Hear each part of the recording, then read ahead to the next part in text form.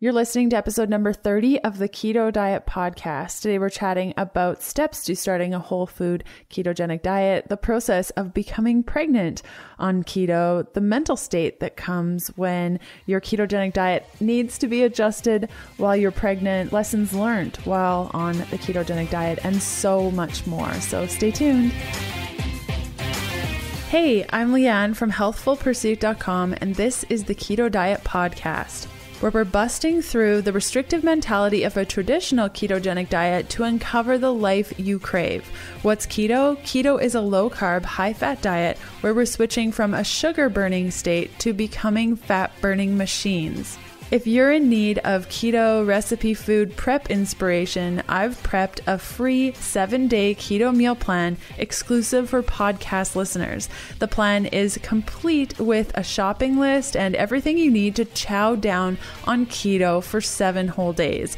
Download your free copy at healthfulpursuit.com/keto meal. Let's get this party started.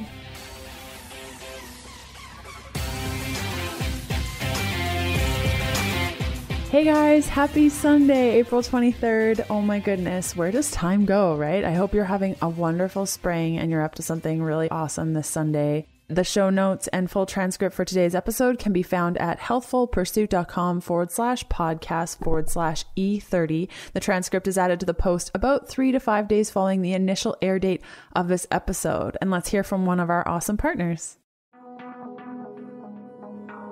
Having options is good, but when it comes to digestive enzymes and probiotics, it can get really confusing. CFU counts, strains, bromelain, plant-based, with gallbladder support, without. Seriously, how the heck are we supposed to know which product is best for our bodies? That's why I love the new probiotic and gut health product finder from Now. I select my age category, my health goals, and it recommends the probiotics that are right for me. Their tool tells me that women's probiotic 20 billion, a probiotic specifically formulated using 3 clinically tested probiotic strains to support women's health through every stage of life, and oral biotic lozenges, a powerful strain that when taken regularly colonizes the mouth and throat and helps to maintain the natural defense system of the main entry point of the body, is best for me. Personalized and reliable. Head on over to nowfoods.com to use the finder. And if you locate something you want to try out, click on shop now-2-u.com and use the coupon code KETO, that's all in caps, no spaces, for 25% off your order. This offer is valid from April 1st to the 30th of 2017 and valid for US orders only. Again, that's nowfoods.com and click on the shop now-2-u.com little button there, and you can use the coupon code KETO, all in caps, no spaces, for 25% off your order. If you have an idea for a podcast episode or want to submit praise over and above the review, which you can leave by going to healthfulpursuit.com/review, you can reach me at info@ketodietpodcast.com.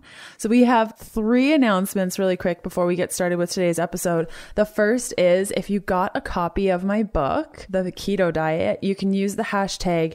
The number sign is the hashtag #Keto Diet Book, all one word. When you make recipes from the book, take pictures of yourself with the book, and you can be entered to win a jar of Epic Provisions cooking oils or Casandrino's extra virgin olive oil. So all you got to do is use that hashtag when you're making the recipes, use it on social media, whether that be Instagram, Facebook, Twitter, anywhere you have social media, use that hashtag and you'll be instantly entered to win one of the 2 prizes. And we're going to be selecting 2 random winners every week from April 11th to June 20th. So you have 20 chances to win. All you have to do is use the hashtag Keto Diet Book on any social media and you'll be entered to win instantly.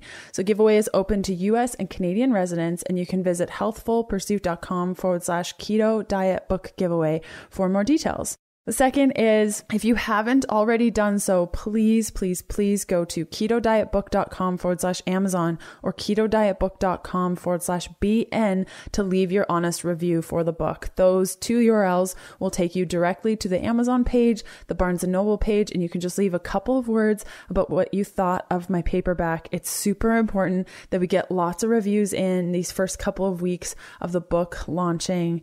That way we can try to hit some bestseller lists and get rocking and share the keto message with more people that maybe don't even know that it exists yet, but could totally benefit for the message I have in the book. So if you've already got the book with you, definitely take a moment to go to ketodietbook.com/Amazon and ketodietbook.com/BN. It'll direct you to those pages where you can leave a review. And if you haven't picked up a copy yet, feel free to do so at your favorite bookstore. Bookstore sales now are really important to getting on those bestseller lists. And I'm really hoping that we can get on a couple. That's my hope anyways, just so we can help more people. And that's really why I wrote this book, is to connect to people that I couldn't online. The third and final thing is that I will be at PaleoFX this year in Austin. So if you're going, I'd love to meet you on the floor. And if you didn't get a chance to meet with me on the book tour, perhaps you don't live in Austin or you couldn't make it work, bring your book along with you and I will sign it. So that is the Memorial Day long weekend. I'll be at PaleoFX. It's at the Palmer Convention Center. You can definitely Google PaleoFX 2017 to see. I'll be on the floor guaranteed on Saturday. That's kind of what we're shooting for. But yeah, it would be really great to see you either again or for the first time. So today's guest, her name is Deanna. She's a 34-year-old graphic designer from Philadelphia, working from home as a production manager for a magazine. She and her husband also own a wedding photo booth and invitation business called Lovebirds Philly. After roller coaster of restrictive eating and binging since she was a young teen, taxing her adrenals, training for half marathons while simultaneously killing herself in HIIT workouts, and all the while starving her body of the fuel it so desperately needed, she's finally found balance through my fat-fueled way of living. She's been keto since April 2016 and fat-fueled since June 2016 and is currently pregnant with what will be their first child, navigating her way through pregnancy with a fat-fueled mentality. You guys, if you're part of our Facebook group for all of my different digital programs, then you know Deanna. She is one of our admins. She is such a great supporter of our community. I mean, we wouldn't be able to have our Facebook group without people like Deanna just making it happen and crushing life and really helping out the community. And Deanna's such a great voice for listening to your body and being kind within the ketogenic space. So I'm really excited to share this interview with you. So let's cut over to it. Hey, Deanna, how's it going? Hey, Leanne. I am so excited to be talking to you today. It's going pretty well. How about you? I'm doing really well. I feel like right before we started recording, I was like, I feel like I know this girl already because you've been such an active person in our community forever. Oh my gosh, I love it's seriously, my husband's always like, what, talking to your keto people like all the time because it's just like, I don't know, like that's just my, I guess like his like downtime is like reading or like he's playing like some kind of NFL game, and like my downtime is like chatting with keto peeps. So it's like, yeah, I love it. I really do. And like, it's just so fun to learn from everyone. And like, once I get into something like that, I'm like totally in it. So yeah, I love the group. They're awesome. Yeah, they're so great. And you make it even better just by supporting so many people. So thank you. Thank you for that and keeping everything so positive and uplifting. Why don't we start at the very beginning by kind of chatting about how you found keto? Okay. Well, I guess it depends on how far you want me to go back, but I guess, so like my whole life I've been dieting. It's just like, I feel like I've been fighting my body ever since I was probably like 9 years old. I remember my doctor telling my mom that I was overweight because, you know, BMI charts. So super accurate. Yeah, exactly. And I'm like 5'9" and like I'm German. I have like big bones and I've always been like muscular, like not like muscular, but you know, I've just always been a bigger person. And my whole life, everyone's been kind of telling me you're overweight, you're overweight, you're overweight. And when I look back at pictures, I really wasn't overweight. Like I look back when I like thought I was so huge in high school and I'm like, God, I looked awesome. Why couldn't I just appreciate it? So I guess just with that, you know, in mind, I've just been looking for things, I guess you could say, my entire life, just trying to figure out, I guess, where, food fit in with like a comfortable lifestyle without constantly, feeling as though I was, having to concentrate on that, I guess you could say. So I guess college, I went away and just ate whatever I wanted because I was coming from a lifestyle at home where it was like, okay, you're overweight, you need to like watch what you're eating. So, I had gotten up to being pretty overweight for my size. I think I was about 235 pounds. And then, fast forward into like my 30s and I was, complete opposite, where I was like running and training for half marathons and doing Orange Theory fitness 2 to 3 times a week and kickboxing and of course, low calorie diet throughout all of that. And then it took me tearing my rotator cuff, which I don't even know how I did it. That's like, I guess, how hard I was pushing myself in workouts. Like, I don't even remember tearing my rotator cuff. And when I was having that pain, I went to a chiropractor first to get adjusted, and it actually like worked awesomely. And that chiropractor was just getting into Keto OS. This was like last March. So of course he got me like so super excited about Keto OS and like thinking it was like this magical drink that I could just drink and go into like fat burning mode. And it worked for a little while for me, but it wasn't for me. But that's how I got introduced into ketogenic eating. I was following the lifestyle, like that they kind of give you, which is still focused on low calorie and, like still kind of restrictive. So, but that's how I found regular keto. It wasn't until a few months later that I found Leanne version of keto, which I feel is just like kind of brought everything together for me, I guess you could say. Oh, that's cool. And so you started off with Keto OS. What was your experience with that? I always like asking people what their thoughts are on it. So my chiropractor is like, oh my gosh, he's like insane about the keto. He loves it. And like, that's great. Like if he loves it and it works for him, that's awesome. For me, I bought two canisters 2 separate times. And each time I ended up returning it because like one had caffeine, the other and I couldn't have too much of it at once, or the other one just tasted really terrible. And I was never getting that mental clarity that everyone kept talking about with it. And like, I didn't lose any weight because at the same time that I was doing that, I was restricting my calories because I was told, you have to restrict your calories in order for your body, like to force your body into ketosis. And so really it was just more like, I wanted it to work and it just didn't for me. I know that it works for some people, but for me personally, it wasn't something that I needed. Once I got into the eating the way I should be eating, I feel like the whole foods approach is just so much better. And when you started with that whole foods approach, what was kind of your experience did you find like you had to readapt or just pick up where you left off, or what was that like? Well, I had I guess I kind of had like a roller coaster in the beginning. And I think a lot of people go through that when they're discovering keto because there's so much information out there. And, I guess I was having trouble because of the restriction. I would be binging on the weekends and not really allowing my body to get to where it needed to be. And I can't say binging, but, I was having things that quote unquote weren't on the diet.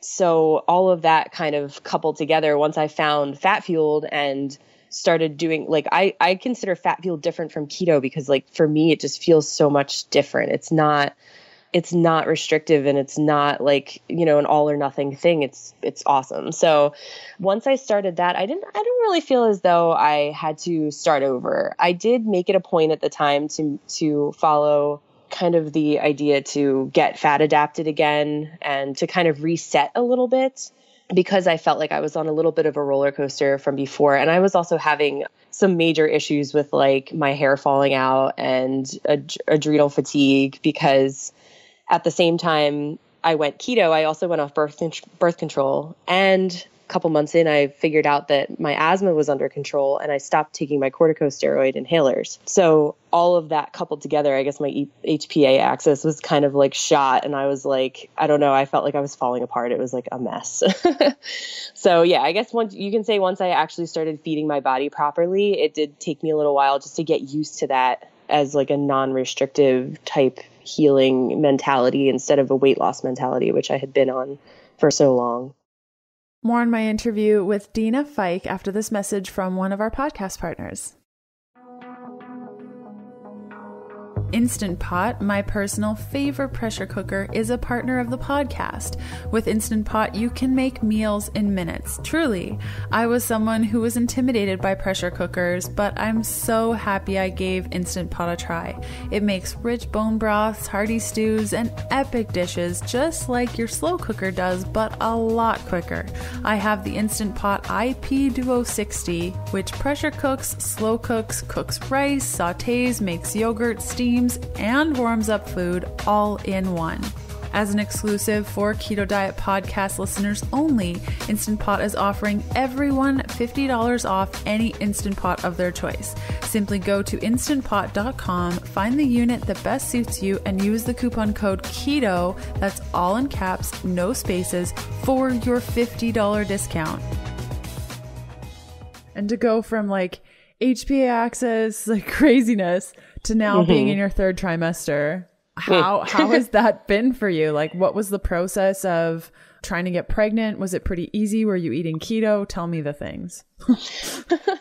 Well, I guess once I discovered Fat Fueled and started really focusing on healing my body, it didn't really take me too long for the hair loss to subside. I'd say it was about 2 months, but it was only really bad for a couple weeks. And then, it started to ease up. I started doing my coconut oil trick where I was just like feeding myself coconut oil, like at least 5 times a day, just trying to get as many calories and just like really put all the good stuff that I could possibly put into my body. So it probably was around that same time that we started trying to get pregnant. It only took me 2 months. I'm very lucky in that I guess I didn't have any type of like fertility issues.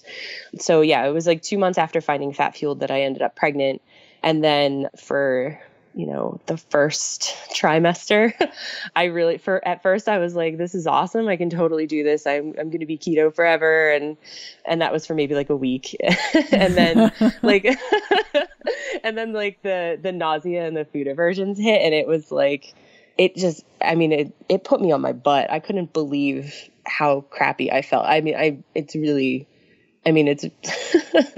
like if I could go back and you could be like, well, do you want to be pregnant again? I'd be like, well, let me just just sit back and like maybe enjoy not being sick for a little bit, because it was just, I wasn't expecting it to be as controlling of my life, I guess you could say, as it was, because I actually didn't have morning sickness. I had pretty much all day sickness. And then sometimes in the morning I had a good spurt of feeling okay for like an hour or two. So I always took advantage of that first hour or two and tried to eat keto as much as I could, and, got the stuff done around the house, because I knew that by like 11 or 12 o'clock, I was going to be sick and craving carbohydrates and just like not being able to, really focus on myself as much. So yeah, so the first trimester was a little bit on the rough side. I did listen to several podcasts with Lily Nichols recently. Yeah, and she's good. She's so awesome. And it made me feel so much better about, kind of like just following my body at that point, because I was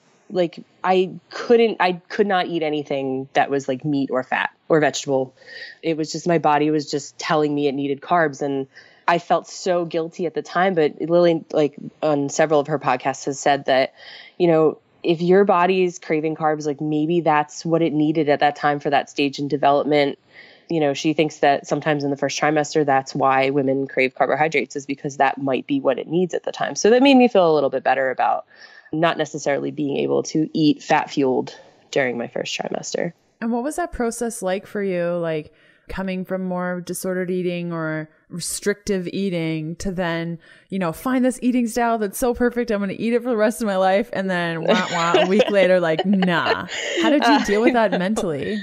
Oh my gosh, I was miserable. I can't even candy coat it. I was so miserable because I feel like after so many years of the restrictive and the calorie counting or, like portion counting and all of that stuff, to be able to finally just like breathe and not have to worry about it. And then all of a sudden, like, we're back to, I can't control what I'm putting in my mouth. And I'm like, I just hated that feeling of not having that control. And also when you're eating that stuff, you feel so crappy when you can't get the food that your body like needs. Like you just feel like you're just, I don't know. It's just like how anyone feels when they eat too much of a bad thing. But I was feeling awful anyway. So it was kind of like, oh, well, I feel like crap and I really want a bagel, but I'm going to feel like crap if I eat it, but I feel like crap anyway.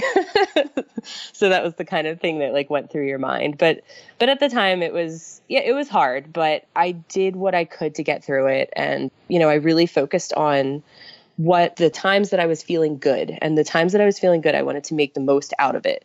So that's what I did. And like by week 12, I was like seeing kind of like a little bit of a let up in the nausea and the aversion. So I really just took advantage of every chance I had to eat wholesome foods.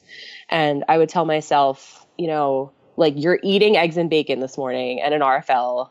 And if an hour later you want a bowl of cereal, fine. But for right now, you're eating keto, and that's the way it's going to be. Mm-hmm. So by week 14, I think I was completely back to eating, like my like high fat, low carb, all the veggies, like all the meats, except for chicken. For some reason, chicken was not like a big thing for me for like a couple months. But so yeah, it was just mainly like I was miserable, but I tried to focus on those moments that I had to really feed my body. And I think that really helped me get back into it overall, because the more you eat better, the more you feel better. And it just gradually over those 2 weeks, I guess, like really helped me out in getting back to fat fueled. Amazing. And there are two things that you mentioned. The first is I'll include a link in the show notes with the interview that I did with Lily Nichols on this podcast. And then you also said RFL. So for people that don't know what an RFL is, it's a rocket fuel latte. I'll also include a link in the show notes for that if you're like, I like rockets and I like being fueled.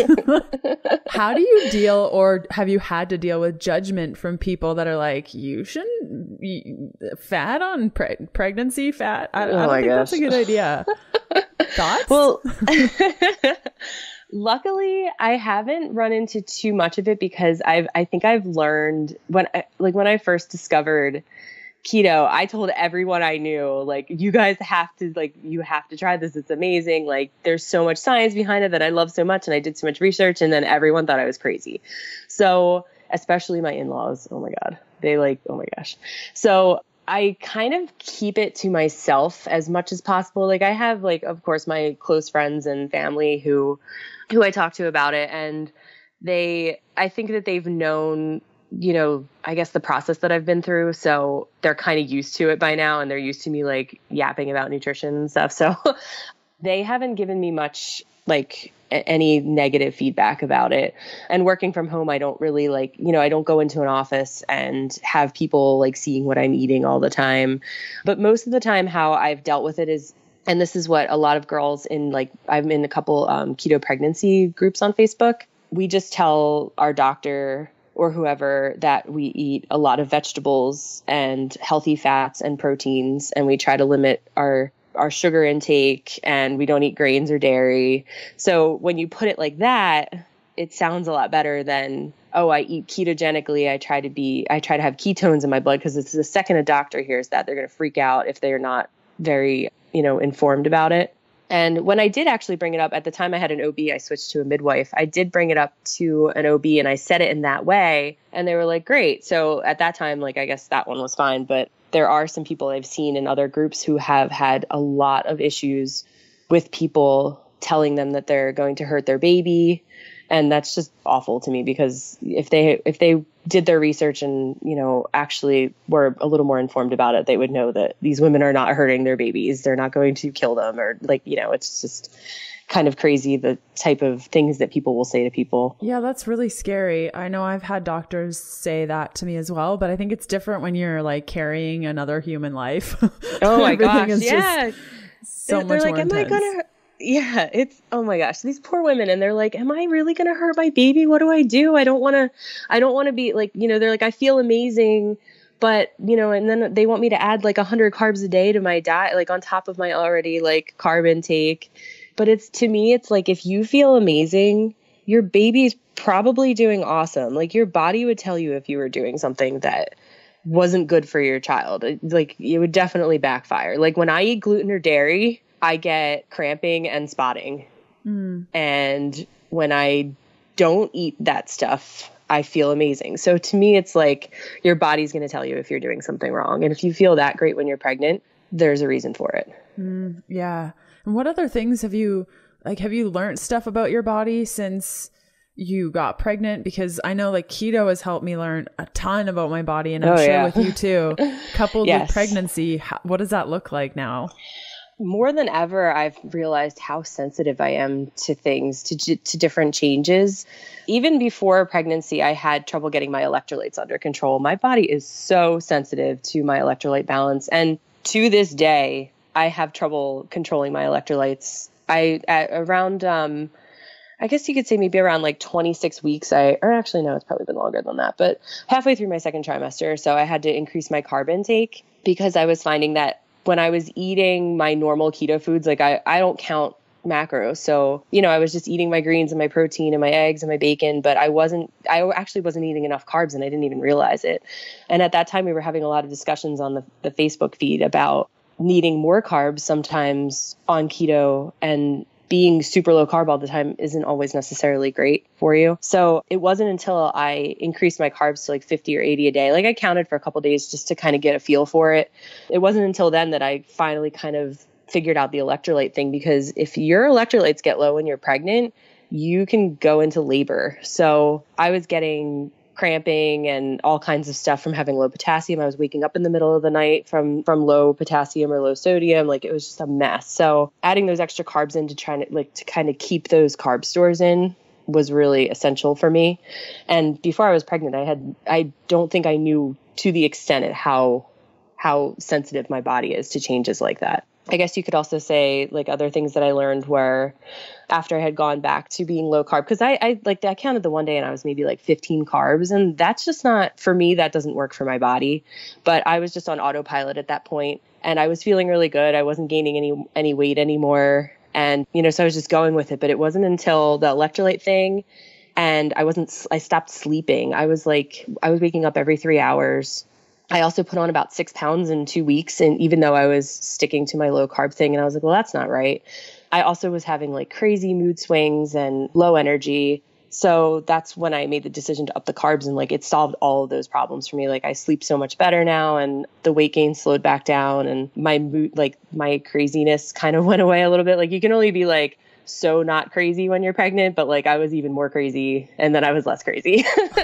So my husband definitely appreciated that. So yeah, I guess those are some of the things that I've learned along the way with my body. Even actually yesterday, I learned more things. It's like every day. I was at a wedding on Sunday, and I decided I wanted to dance, and I'd been walking around in heels all day, and like you're like almost 7.5 months pregnant, like maybe that's probably not the best idea, but I felt good. So I decided to go do some dancing and stuff. And then yesterday I was having Braxton Hicks contractions all day. Like it was constant, and I was getting worried because I was trying to put in the electrolytes. I was trying to like lay down. So I learned that all of that activity really aggravates, I guess, my body still. And so now like I have to, I guess, limit my activity because they just wouldn't stop. Like it was like all day long. It was so annoying. Wow. That's crazy. Yeah, it's crazy.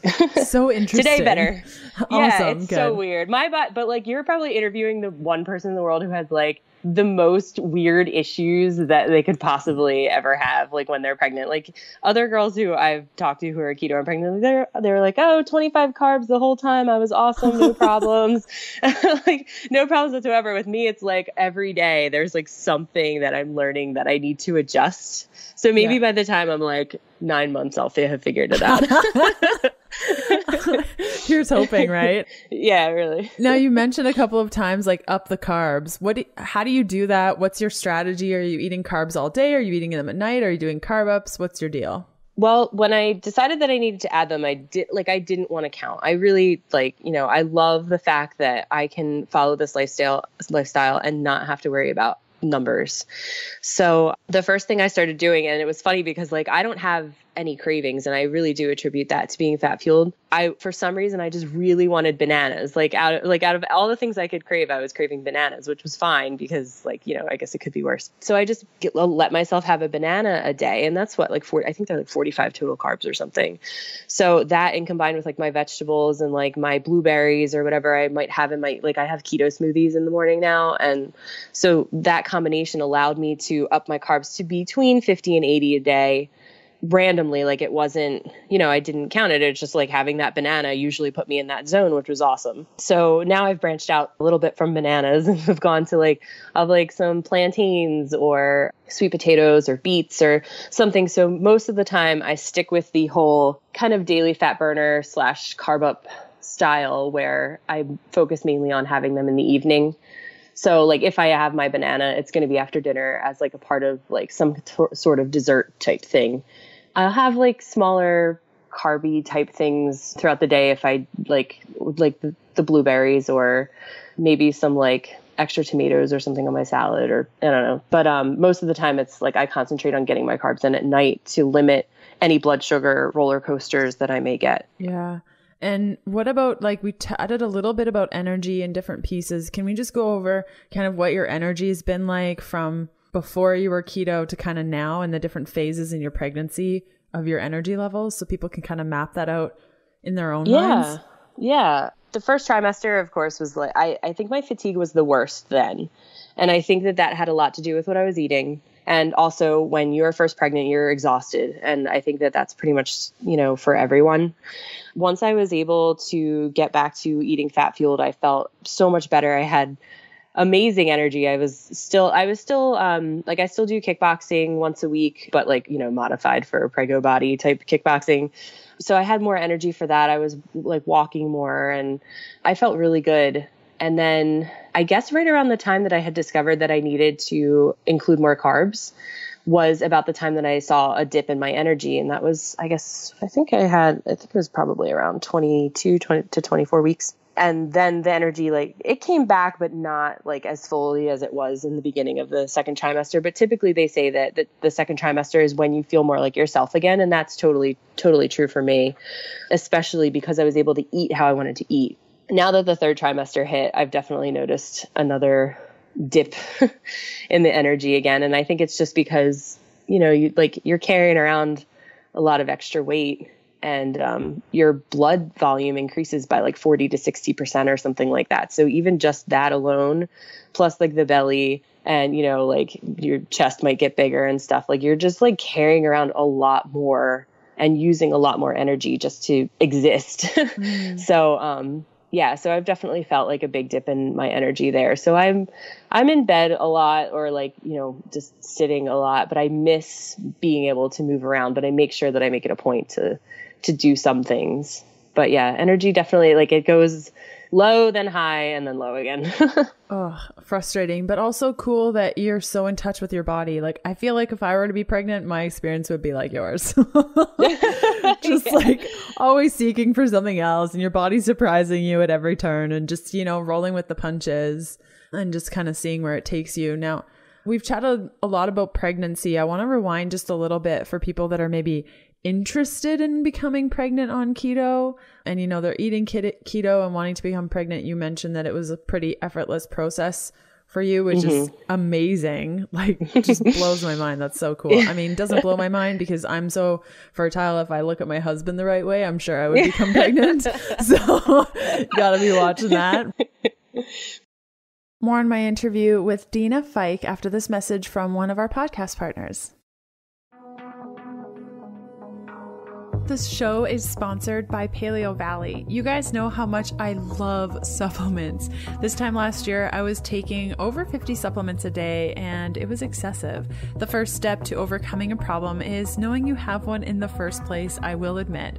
Over the last year, I've toned down on my supplement intake substantially. I'm down to below 20 a day and I'm super proud of it. One of the reasons I was comfortable letting certain supplements go is by taking a whole food based ultra primal super nourishing organ complex from Paleo Valley.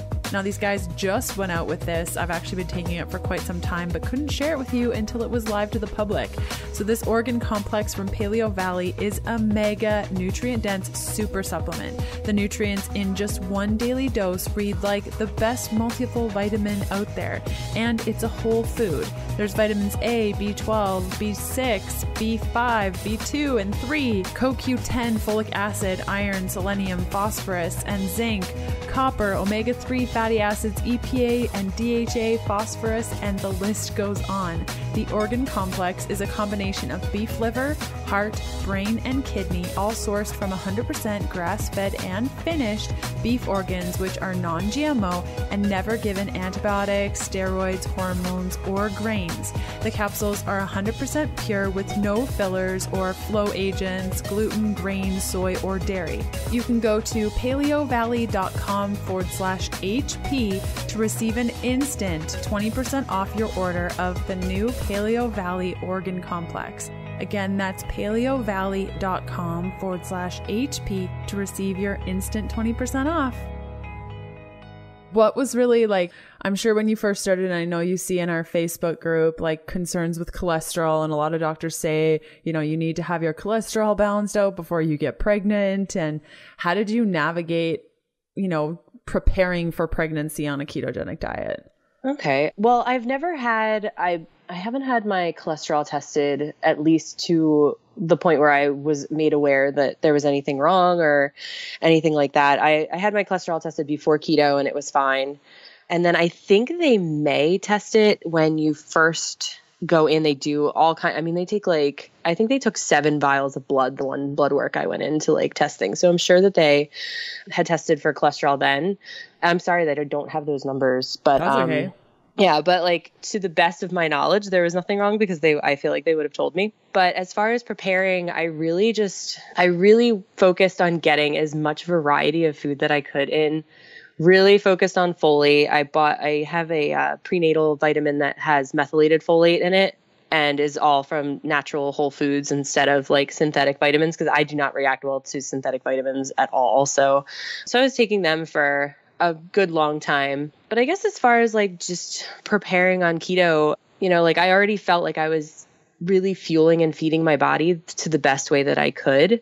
So I think the only thing I really changed was my periods had gotten to like a little bit off. And I think it was left over from that whole HPA axis deal with, you know, like the hair loss going on and like having gone off birth control. I found I was spotting a couple days before my period started. So I wanted to lengthen my luteal phase a little bit. So I started just doing like very low dose progesterone cream, like natural progesterone, just to get through those like couple days of my body kind of like wondering if it should get its period or not. Cause I was worried that I wouldn't be able to, like hold on to the pregnancy. And that fear came from, I had a miscarriage last year when I was not keto, and it wasn't anything like, it was just like one of those things that happens. And like, I was so paranoid, I guess, from that I was willing to do anything I could to like make sure that he was staying in there. So that was like the one thing that I changed right before we decided to try, was I wanted to make sure that my period was as regulated as possible, just to make sure that, like it hung on to the pregnancy if we got it right. And hey, you got it right, and things are going really well. Yeah. Oh my gosh, but the like anxiety from that, like I know a lot of girls who have, who've lost pregnancies and then gone on and had successful pregnancies, and most women do go on to have successful pregnancies afterwards. But it's always in the back of your mind, and it can be very stressful. It wasn't until I think I started feeling him move around all the time that I finally was able to be like, okay, like we're good. But before that, it was always like, am I going to hear a heartbeat this time? Like, oh my gosh, I had so much anxiety surrounding those like appointments. But thankfully my husband always went with me, and because I told him he was not allowed to not go with me. They needed to hold his hand while they were looking for that heartbeat. Totally. I can imagine that being such a traumatic experience, and then reliving that every time until a certain period. Yeah. And oh my gosh. I feel as though I take things in stride. It wasn't something that, it was very hard at the time, but it wasn't something that I feel as though, ruined my life or anything like that. But I know that there's some people who just are so traumatized by that, and just having that, just that little bit of worry every time can be a little bit stressful. But I really do think that the measures I've taken as far as my nutrition have really helped my body in general, just just be a really good, I guess, host for my kid. I like that. Like a parasite or anything, but a nice comfy home. That's yeah, he's pretty comfy in there. So. And do you have any plans for once you have him? Kind of, have you chatted with your husband about how you'll raise him with nutrition and food, and has that come up? Absolutely. Yeah. And my husband's great. Like he knows how much I look into things. And he said, if you think that that's the best thing, then that's what we're going to do. Like he just knows that how much I look into things before I do them and how much research I do. So it's kind of like a balancing act, because you don't want to give him things that you know are just awful. Like, I just think that like, there's just certain foods that people, like humans, should not be eating, and I don't want to give them to my kid. But then I know eventually he's going to be in school and they're going to be like, well, why don't you eat bread? Or like, so I feel like it's going to be a lot of kind of like a balancing act to allow him to fit in normally. Like, I don't want him to go to a birthday party and not be able to eat the cake or not be able to eat the ice cream and things like that, or at least give him the option, like, okay, like when he's old enough, like, if you want to eat this, that's fine, but you might get a stomach ache or something like that. So most of the time in my house, we're going to be eating fat fueled, and we do all the time now. My husband is 100% on board with it. He actually started eating meat again because of keto, because he was a pescatarian before and his hair was falling out. And I was like, you need fat and protein. So I fully plan on following that in the household and just trying to instill as many possible good habits into him as possible before he's, at school and has the option of buying things from a vending machine or, like something like that. So hopefully by the time he gets to that point, he'll just be making good decisions naturally for himself. But as far as what I'll be feeding him, I know I'm going to be like cooking a lot of maybe like sad diet imitation. Like, I probably do a lot of flax focaccia so that he has some bread, just kind of getting creative, I think, with my meals, just so that I still feel as though he's like fulfilled as far as, normality goes when he goes off into like school or something, and I can just pack him something on bread and nobody's going to think he's weird. Like, I don't know why I like worry about that. I shouldn't, but I don't want him to feel like he's an outcast because he eats differently from normal people either. Yeah, I remember being that outcast. My mom made like green shakes and I did not fit in. But, looking back, it was really nice to have a parent that cared about that, while it was, informed with like 1990s type of nutrition standards. So there was like a lot of margarine and stuff, but she was trying, and that was cool. You mentioned two things. I'll also include the link in the show notes. Daily Fat Burner. It's one of the fat fueled profiles in my program, Fat Fueled. And then the flax focaccia recipe. I'll also include that in the show notes. It's my go-to. My sister makes that recipe like twice a week. She can't live without it. We can't. It's so awesome. Yeah, I'm a big fan. And it's easy too. That's what I love about it. It's so easy. You just freeze it and then like have it for when you need it. And my husband will even go into my bag of flax focaccia and be like, I'm having some of your bread. And I'm like, okay, whatever. So it definitely works well for our family. And I think it'll work really great when I have a kid like who's school age, and just to have something that, something that's like not just vegetables and meat. Like, I'm pretty boring with my meals because I get pretty lazy. So I'm just like, I'll like cook up a bunch of meatballs for the week, and that's what I'm eating, that and like a big salad. But like, I feel like for my kid, I need recipes exactly like that so that I have something like different to give him, and, to like give him variety and make it interesting kind of thing. So I love that kind of stuff. Have you ever tried to make French toast with it? No, I haven't. That's one of the things I remember people mentioning that. I really should. Really good. I have some in my freezer right now, so I could totally pull it out. Maybe for lunch. It's the best. Okay, so we've chatted a bunch about how, just being keto has helped with your pregnancy. Just overall, how would you say that being fat fueled, because we chatted a little bit about the shift between, the standard ketogenic practice that you were doing before and then switching over to fat fueled. What was that, what has that provided you outside of pregnancy and fertility, which are awesome things, but has there been anything else that's just been totally lit up with this experience?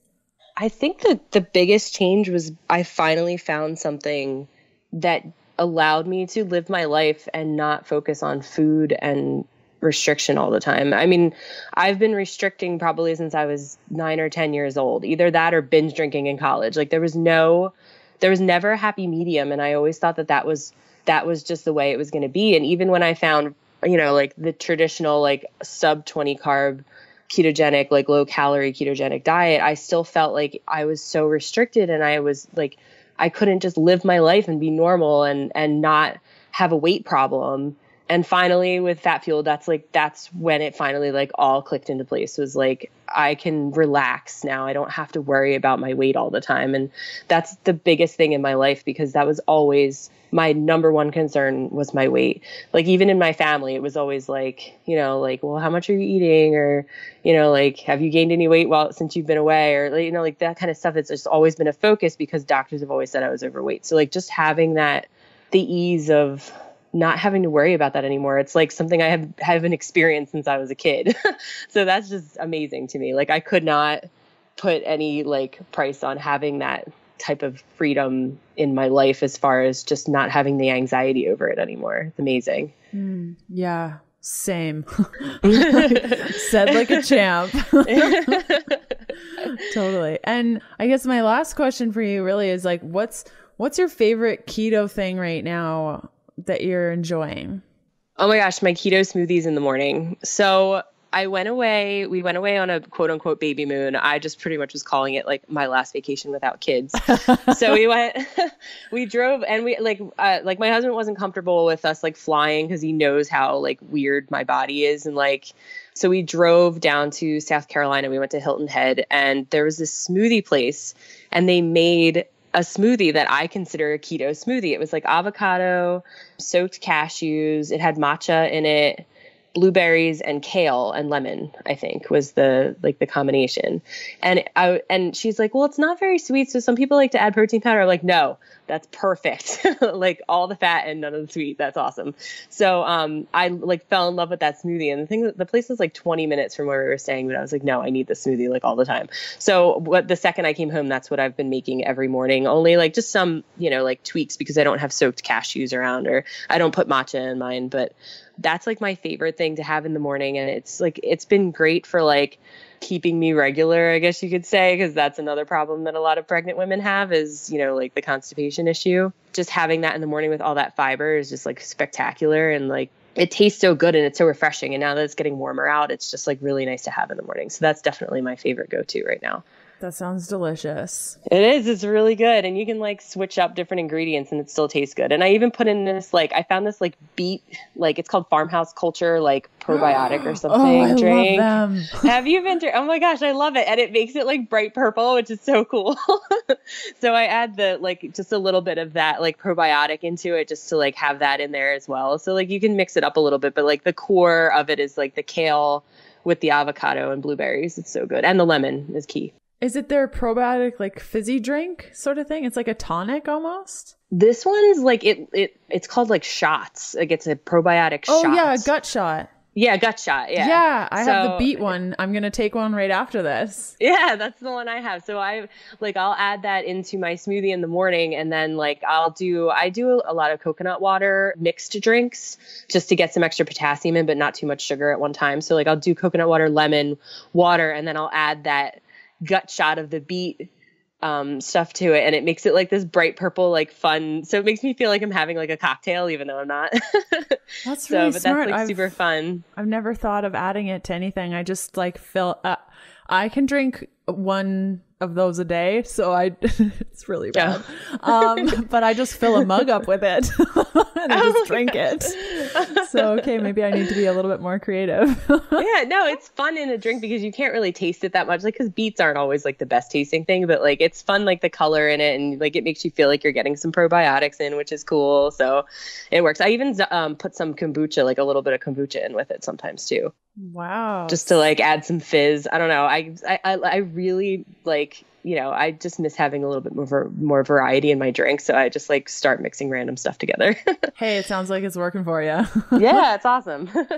Cool. Well, I mean, I could speak with you for another 4 billion hours and just laugh for the next little while. But thank you so much for coming on the show today. You shared so many great, valuable tips for everyone. And the show notes and full transcript for today's episode can be found at healthfulpursuit.com/podcast/E30. And thanks again, Deanna. Oh, thank you so much for having me. It was awesome. Yeah. And good luck with your pregnancy. And I can't wait to hear how things go for you. It'll be great. I'm sure you'll see it all on the Facebook page. I'm sure we will. Awesome. All right.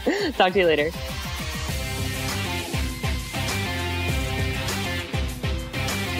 And that does it for another episode of the Keto Diet Podcast. Thanks for listening in. You can follow me on Instagram by searching Healthful Pursuit, where you'll find daily keto eats and other fun things. And check out all of my keto supportive programs, bundles, guides, and other cool things over at healthfulpursuit.com/shop. And I'll see you next Sunday. Bye.